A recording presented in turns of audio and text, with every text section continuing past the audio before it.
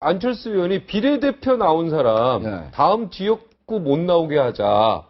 여기에 대해서는 어떻게 생각하세요? 그런 것도요, 저는 그 정치학적으로 일리가 있을 수 있어요. 왜냐면 비례대표가. 헌법도 바꿔야 됩니다, 그러면. 그렇죠. 예. 직능의 문제긴 한데. 네. 이게 자꾸 지역구를 자꾸만 이렇게 관심을 기울이는 게 안 좋을 수가 있겠죠. 그래서 원론적으로는 일리 있는 말씀이긴 하지만, 그 당시 또 보시면 정치라는 게 여러 가지 어떤 그 관계 속에서 이루어지는 거 아니겠어요? 이게 정치학을 논하는 게 아니지 않습니까? 네. 근데 그 당시 한명수 대표 때 주로 많이 들어왔어요. 비례대표 초선들이. 네. 근데 그 비례대표 초선 보고 지역구 나가지 말라라는 얘기로 인식될 수가 있잖아요.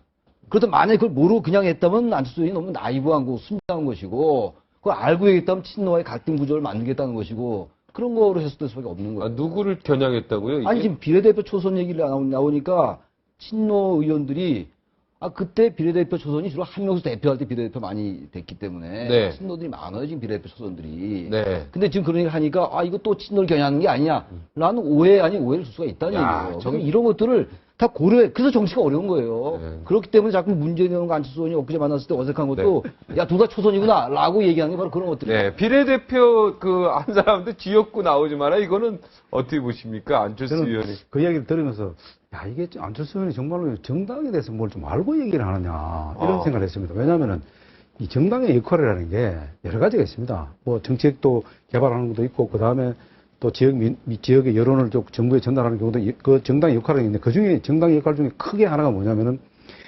신진 정치인들을 만들어내는 게 정당 역할입니다. 그러면 비례대표라는 건 뭐냐면 직능 대표들을 만들어서 하나 주는데 어떻게 보면 굉장히 프로페셔널한 사람들 영입하는 겁니다. 그래서 그 비례대표를 주는 겁니다. 그 사람들을 4년 동안 트레이닝 시켜서 지역구로 내보내서 또 더 나은 정치를 만들어내고 이런 것들이 하나의 정당의 역할이에요. 네. 이런 정당 역할 자체를 차단하고 비례대표를 하는 사람들은 지역구로 못 내려간다. 그건 말이 안 되는 거죠. 네. 그럼 어떻게 새로운 피를 수혈할 겁니까? 모처럼 적극 동의가 가네요. 네? 그건 말이 안 되는 얘기죠. 말이 안 아니, 자다가 지금 뭐 남의 다리를 걸는 소리를 하는 거죠. 와인 한 잔 먹고 더 이상 안 따라주는 것 같기도 하고. 그게 뜬금없는 얘기를 하니까 참 힘들더라고요. 비례대표 이거 헌법까지 바꿔야 돼요, 만약 이러면. 학교에서 그 우등생 천재의 한계죠, 그런 게. 네. 이론적으로는 뭐 아주 훌륭하죠, 사실 그러면 사회주의가 지금 이미 전 세계를 덮었겠죠. 사회주의의 맹점이 있기 때문에 망한 거 아닙니까? 네. 이런 것도 이론적으로는 아주 좋지만 현실 가능성이 없기 때문에 이거 허무맹랑한 그런 아이디어다. 참모들이 누군가 그런 얘기를 했을 때 그걸 해가지고 그냥 제시를 한 거겠죠. 왜냐하면 새정치라는 거에 딱 옥죄어 있으니까 새정치를 하기 위해서는 계속 새로운 것을 아이디어를 만들어야 되지 않습니까? 그럼 한국 정치가 지금 뭐 하루 이틀 된 것도 아니고 이 정치 문화를 이끌어온 문화가 있는데 그것을 뒤바꾸기가 쉽겠습니까? 네, 새정치라는 그런 실천적인 것은 어렵습니다. 어려운 과제입니다. 그래서 비례대표를 지역구에 출마하지 말자는 건 허무맹랑한 얘기라고 보여지진 않아요. 아까 우리 허성희 사장이 정치는 그런 게 아니다라고 말씀하셨는데 일정 부분 동의합니다만 비례대표가 원래 전국구에서 출발했잖아요. 네. 근데 비례대표는 원래 두 분이 말씀하셨습니다만 원래 그 대표되지 않은 계층들, 전문 직종들, 직능단체를 대표시키기 위해서 나온 게 비례대표였어요. 그리고 물론 이제 비례대표 자꾸 늘리자는 얘기는 다수제로 가자라는 것 때문에 늘리자는 건데 그럼에도 불구하고 비례대표로 들어와서 너무 이제 지역구 쪽에만 관심 기울이면 직능에 소홀할 수 있다라는 면에서 그건 찬반이 있을 수 있다고 봐요. 정치적으로 우리 논할 수 있어요. 근데 그 자체가 제가 계속 강조합니다만 친노 지금 세력을 시대가 지금 시기가 그렇지가 않잖아요. 네. 굉장히 나이브하다 그런 그러니까 얘기고. 민주당 비례대표 중에 지금 친노 세력이 워낙 많이 있기 많잖아요. 때문에 그러니까 그 사람들을 겨냥해서 더 이상 거기 지역구 안 주겠다는 의도로 보인다. 보이는 수가 있다는 얘기예요. 보이는 아닌 게 아니라. 예. 이창열 교수 말에 굳이 살을 하나 더 붙이자면요. 독일식 정당 명부제 비례대표 있죠. 그러면 국회의원 수가 한 반이 비례대표가 되자는 얘기예요. 네. 그런 식으로 제도 개편이 만약에 이루어진다면 지역구 출마 뭐 금지를 하든 말든 절반의 의원 내에서 연임을 하거나 겸직을 하거나 이게 가능해지는 거겠죠. 그러나 어쨌든 지금의 우리 이 제도 안에서는 다소 뜬금없다는 건데 새 정치가 과거랑 달라져야 된다는 그 어떤 압박감 여기서 자꾸 나오는 아이디어가 아닌가. 저는 오히려 네. 지금 그 새정치민주정치연합이 지금 이런 뭐 비례대표는 이런 자꾸 그 행위하학적인 부분 좀 총론적인 부분보다는 좀 강론보다는 총론적인 입장을 좀 준비해야 된다고 봅니다. 왜냐하면 틀림없이 이번 6.4 지방선거 끝나면은 뭐가 나오냐면은 안철수 의원이 새정치라고 해서 낡은 정치를 타파해야 된다 그랬습니다. 두 가지가 있거든요. 또 하나는 뭐냐. 양당제를 타파해야 된다 그러죠. 양당제가 대한민국을 망쳤다 이야기했습니다. 그럼 이 두 가지에 대해서 명확하게 지금 얘기를 안 했단 말입니다. 네?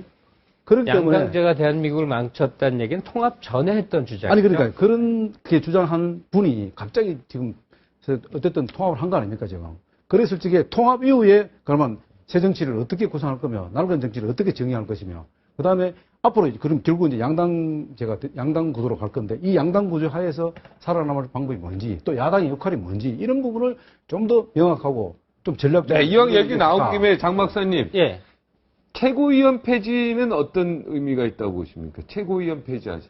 그 안철수 지도 체제는 단일 지도 체제가 있고 단일성 집단 체제가 있지 않습니까? 기업으로 치면 이사 다 없애자 이거로 단. 예, 이사 없애고 네. 혼자 다 가겠다는 네, 거죠. 대표 혼자. 예, 예. 그런 것은 민주적인 정당의 모습이 아니고 새정치라고 하면 지금까지는 제왕적 대표나 총재 체제로 지금까지 왔지 않습니까? 네. 그러면 새정치라는 화두에 맞게 하려면 사실은 집단 지도 체제로 가는 것이 저는 좋다고 봅니다. 그러나 지금까지 안철수 의원이 하는 행태를 보면 과거 권위주의 정권 때처럼 지시 그리고 혼자 나홀로 리더십을 발휘하는 거기 때문에 당명 새정치라는 것 자체가 저는 정치라는 것이 미래성이 있지 않습니까? 미래와 통합성이 이제 같이 가야 되는 건데 이 새정치라는 화두에 안철수 의원 세력이 완전히 갇힐 수가 있고 지금 아까 친노 문재인 의원 말씀도 얘기도 했지만 지금 친노가 웅크리고 있습니다. 호랑이 굴에 들어왔는데 지금 27일 날 결혼 신고를 해서 선관위에 등록을 딱 하면 그때부터 공천지분 싸움을 시작할 거고 그리고 예를 들어서 지방선거를 치르고 지방선 결과에 따른 승패에 대한 심판을 당내에서 치열하게 내려서 네. 나가라 이렇게 할 수도 있을 것 같습니다. 27일 날. 27일이 지나면 결혼식 하고 나서 이제 호랑이의 발톱이 딱 일어날 것이다. 일어나는 게 아니고 이제 발톱이 이제 나타나죠. 예, 예. 이제 먹으려고 덤비는 예. 거죠, 권력을. 예, 이제 친노세는 지금 가만히 있습니다. 결혼식 하기 전까지는. 예. 호주머니에 칼을 지켜봐야 되겠는데, 여기에 대해서. 아까 지금 두 분이 말씀한 새정치라는 건데 프레임에 갇혀버려서 새정치 프레임 억지로 맞추는 새로운 걸 막 거에 만들어내는. 일리가 있는 말씀이에요. 저도 그 주장을 많이 했는데 새정치 국민회도 있었어요. 그리고 새정치는 항상 주장하는 겁니다, 정치인이. 근데 그렇다면 새정치의 내용을 무엇을 담느냐 아니겠어요? 여러 명이 얘기하는 얘기입니다만. 근데 문제는 새정치라는 걸 지나치게 최고위원제 폐지다. 그 지난번에 제법 됐습니다만 중앙당 축소하자, 국회의원 축소하자 이런 것들이 새정치의 모습일 수 있어요. 그렇죠? 네. 너무 정치가 방만하고 또 중앙당이 크니까. 그러나 이건 새정치 하는 일부입니다. 새정치를 하기 위한 하는 인프라에 불과한데 언제부턴가 우리나라 정치의 논의가 이러한 인프라나 제도적이고 기구적이고 이런 것들을 고치는 게 새정치냐 오해되고 있다는 겁니다. 새정치 그게 아니에요. 새정치 지나치 안철수 의원이나 안철수 측이 새정치를 너무 인프라나 기구적인 거 제도적인 데 집착한 경향이 있어요. 그러다 보니까 새정치 프레임이 자꾸만 갇히는 겁니다. 새정치 뭡니까, 교수님? 기본적으로 새정치는요. 민생에 전착하는 게 새정치예요. 간단해요. 그럼 박근혜 대통령이 이번에 쓸데없는 규제, 혁파 이런 게 새정치. 그런 게 만약에 규제 혁파라는 게 쓸데없는 건 완화하고 없애고 그러나 필요한 건 더 강화하고 네, 그런 그렇게, 규제 개혁. 네. 그거 새정치입니다. 그런 게. 그런 게 새정치다. 새정치라는 네. 거지. 그리고 기구 축소하는 것도 새정치예요. 단지 새정치 민주연합 안철수 의원치 계속 얘기하는 새정치가 지나치 기구 축소나 이런데 너무 지나치 몰려있다. 그러다 보니까 새정치의 중요한 최고위원 콘텐츠. 폐지에도 반대하시는 거죠? 전 반대하고 그건 좀 생각해 봐야 될 것 같아요. 나름도 일리 있다고 봐요. 나름대로 일리 있다고 보는데 네. 그게 새정치의 내용일 수는 없는 거죠. 네. 하나의 일부가 될 수는 있겠죠. 뭐 미세한 생각 차이가 좀 있습니다만 장성호 교수께서 하신 얘기 중에 흥미로운 부분인데요. 지금 새정치민주연합 안에는 친노라고 하는 호랑이들이 이렇게 도사리고 있다가 네. 안철수가 딱 들어와서 골을 갖춰서 지방선거 치러서 표 좀 얻어먹은 다음에 딱 내칠 것이다. 네. 그런 전망도 하실 수가 있겠죠. 네. 근데 만약에 바보가 아니라면 저는 그렇게 안 하겠어요. 왜냐면 지금 박근혜 대통령으로 상징되는 한국의 보수 지형도가 일본 자민당화 돼가고 있어요. 그러면 그야말로 40년, 50년 영구집권화 된다는 거예요. 그리고 일본의 지금의 20년 불황이라든지 국가 침체를 낳은 아주 주 원인이에요. 이 활력이 없는 거죠. 그럼 민주당은 어떤 거냐? 지금 우리가 20년 민주화 운동 과정 동안에 배출된 사람들의 주주가 김근태와 결합되면서 지금 친노 비슷하게 돼 있는 겁니다. 원래 다르죠. 근데 이제 한 덩어리를 말해도 돼요. 그리고 영남의 새누리가 있듯이 호남이나 지역 기반, 지금 다 의미 없어졌지만 어떤 지역적인 것도 있죠. 그런데 여기에 안철수를 상징되는 거는 87년 이후에 시민사회 세력 커진 그쪽이란 말이에요. 지금의 젊은 세력들. 이거는 굉장히 소중한 자원이죠. 그래서 어떻게든 한 덩어리가 돼서 같은 울타리 내에서 서로 경쟁을 해가면서 나중에 누가 후보가 될지는 모르나 그 과정에서는 서로 잡으려고 해야 되겠죠. 불협화음이 있겠지만 어떤 바보 같은 친노가 안철수 세력을 힘 있을 때 탁 쳐내려고 하고 몰아내서 또 갈라서려고 할 것인가. 저는 그건 그럴 리가 없다고 생각해요. 제가 말씀드린 것은 이제 역사나 팩트로서 우리가 얘기를 해야지, 뭐, 새정치하겠다고 레토릭을 우리가 분석을 해가지고, 그걸 인정하고 미래에 잘 될 것이다. 그런 것은 저는 좀 문제가 있다고 봅니다. 우리의 통합의 역사라든가 우리 정치 현실이 그렇게 왔고, 그리고 권력의 생리가 그렇게 지금까지 해왔기 때문에, 지금까지 안철수 의원이 2년, 3년 동안 정치 활동을 하는 걸 보면, 기부천사잖아요? 무엇을 하다가 서울시장, 박원시장 주고, 그리고 대권 후보도 넘기고, 앞으로 이 당도 어떻게 될지 저는 모르겠습니다. 갑자기 같이 이렇게 일을 하다가도 이것을 그냥 아무도 모르게 그냥 합당해버리고, 지금 당명까지 공모를 다 받고 나서 그렇게 한 것은 그 정치의 ABCD가 잘못됐다 저는 그렇게 그래요? 보고. 예. 저는 안철수 의원에 대해서는 다양한 시선이 있을 수 있습니다만 그렇지만 단 예. 대단한 정치가구나 하나는 느낍니다. 대단한 정치가로요? 예, 생각해 보세요. 예. 안철수라는 사람 기업인이 정치하겠다 이후로 언론 일면에서 빠진 적 있어요? 안철수라는 정치인 아직 국회의원도 하기 전서부터 행보 하나가 계속 언론의 언제나 중심에 서 있죠? 이게 정치 능력이죠. 그리고 노무현 대통령처럼 평지 돌출도 정말 예외적으로 있었습니다만 그것도 또 다른 맥락이 있는데 대부분 그 사회에서 계속 얘기하는 사람이 최종적으로 대권 잡는 거예요. 그게 바로 박근혜 대통령이고 이명박 대통령이고 그 전임자들이 그런 거예요.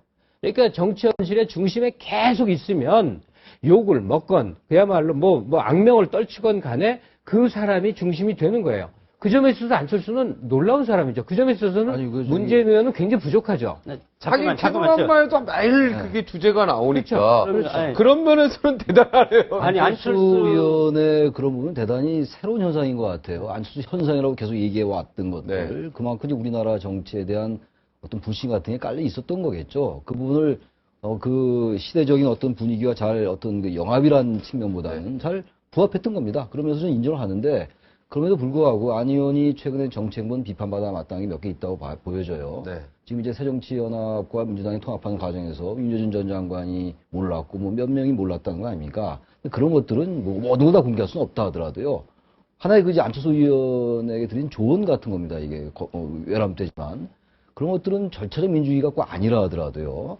그런 행태는 바람직하지 않습니다. 정치는 어떻게든 같이 가야 되는 것이고요. 마음을 사야 되는 건데 측근들조차도 그런 식으로 배제하면 그야말로 자꾸만 그러다 보니까 그것이 사실이건 아니건 CEO적 리더십이다라는 비판을 자꾸 듣는 거거든요. 그런 것들은 좀 고칠 필요 있을 것 같아요. 네. 그러니까 지도자는 역정을 겪고 나서 성과로서 얘기하는 거지 안철수 의원이 지금 성과를 낸 것이 없습니다. 본인이 저 좋은 데 가서 노원에 가서 국회의원 당선된 거 차라리 갔으면 부산에 가서 당선돼서 와야죠. 그런 것이 지도자가 될 수 있는 반열에 들어가는 건데 지금은 너무 이렇게 온실 속 따뜻한 곳만 이렇게 찾아다니는 것 스타일로서는 한국의 이 험한 정치를 이끌어갈 수 있는 그런 것은 아직은 저는 부족하다고 보고 물론 안철수 의원이 새 정치를 성공해서 한국 정치가 발전하는 것은 좋죠. 뭐 보수는 부패로 망하고 진보는 분열로 망한다지만 분열을 지금 일시적으로 봉합을 해가지고 통합으로 가지 않습니까? 그래서 국민들로부터 유동성을 없애고 불확실을 없애고 양대 지금 경쟁 체제로 이렇게 만들었다는 것은 일정 부분 동의를 하지만 정치는 과거의 역정으로서 하기 때문에 그런 것을 지금 구체적으로 앞으로 보여줘야 됩니다. 그래서 이제 지켜봐야죠. 맞는 말씀입니다. 김갑수 평론가께서 이제 안철수가 대단한 정치인이라고 말씀하시는데 저도 뭐 그 부분에 대해서는 뭐 언론에 이렇게 일면탑이나 일면탑으로 나오는 항상 화제가 된다는 이 자체가 네. 대단하다. 그런데 뜻이에요? 연장선상에서 본다면은 정말로 안철수이 그 입맛 안철수이 말할 때마다 꼭 빠지지 않고 하는 게 저는 국민만 바라보고 묵묵히 나아가겠습니다. 늘 그렇게 이야기하거든요. 그런데 지금 가장 중요한 게 뭐냐면은 안철수 의원이 제도권에 들어올 때하고 제도권에 들어오지 않을 때하고 행보가 굉장히 많이 다릅니다. 제도권에 들어와서 보면은 지금 이 통합하는 과정에서 보면은 굉장히 소탐대실을 하려고 하는 그런 부분이 많이 보이거든요. 그래서 국민들이 자꾸 회의감을 느끼거든요. 예를 들어서 안철수 의원이 늘 그 민주당 보고 기득권을 내려놔야 된다 하면서도 저는 어느 방송에서 그랬습니다. 민주당 보고 기득권을 내려놓으라 하기보다는 안철수는 스스로 기득권을 내려놓을 이야기를 해야 된다. 왜? 항상 국민만 바라보고 정치하겠다 하면은 안철수는 다 던져줘도 됩니다. 민주당에. 다 다 던져주고 오로는 명분만 가지면 된다. 왜? 민주당이 지금 육사지방선거, 총선, 대선까지 가기 위해서 지금 통합을 하는데 그러면은 안철수를 할 수 있는 것은 바로 대선 고지까지 무탈하게 가는 게 그게 목적입니다. 그렇다면은 명분만 갖고 실리는 민주당한테 주는 게 맞다. 그리고 그것이 문제 생겨서 만약에 된다. 그렇다면 그거는 국민을 바라보고 정치하면 되는 겁니다. 그런데 지금 정치하는 안철수 의원이 정치하는 것은 친노 바라보면서 정치하는 것 같아요, 제가. 뭐 좀 그런 안타깝다. 불만 가실 수도 있고요. 저는 여담 같은 얘기 하나 하겠는데 정치인으로서 안철수란 존재를 제일 키워주는 사람이 누굴까? 분명히 정치인으로 안철수를 키워주고 있는 제일 건 키워주는 사람. 그게 누굴까? 저는 일단 강용석, 황장수, 변희재. 잘 생각해 보세요, 그 메커니즘을. 황장수, 변희재, 강용석. 그렇죠. 예, 이분들이 계속 안철수를 깐다기보다는 비판한 세력입니다. 네, 근데 그만큼 정치적 이것이 지분이 커져왔던 과정을 한번 역으로 잘 보시기 바랍니다. 네.